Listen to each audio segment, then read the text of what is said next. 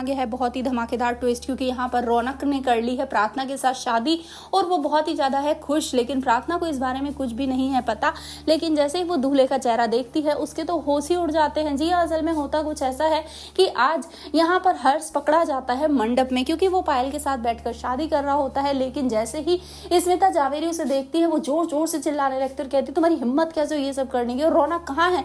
जिसके बाद वो बताता है कि रौनक भाई यहाँ नहीं है, वो कहीं और गए हैं। जिसके बाद स्मिता उस पर चिल्लाते हुए पूछती है कि कहाँ गए हैं, मैंने यही पूछा है। इसके बाद अब जो हर्ष है वो बता देता है कि वो प्रार्थना की शादी को रोकने के लिए उसके मंडप में गए हैं।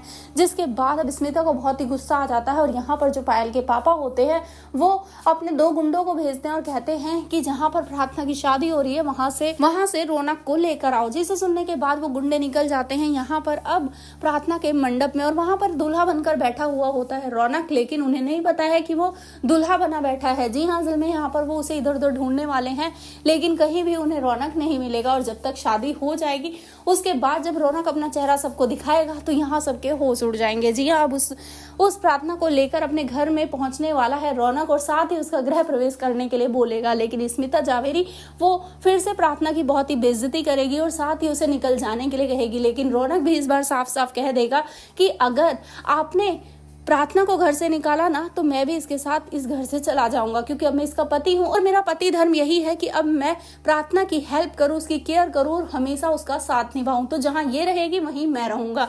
उसके बाद जैसे ही वो जाने लगता है यहाँ पर स्मिता उसे रोक लेगी, लेकिन अब प्रार्थना के साथ वो बहुत ही गलत बिहेव करने वाली है। लेकिन क्या क्या करेगी वो ये तो आने वाले एपिसोड में पता चल ही जाएगा।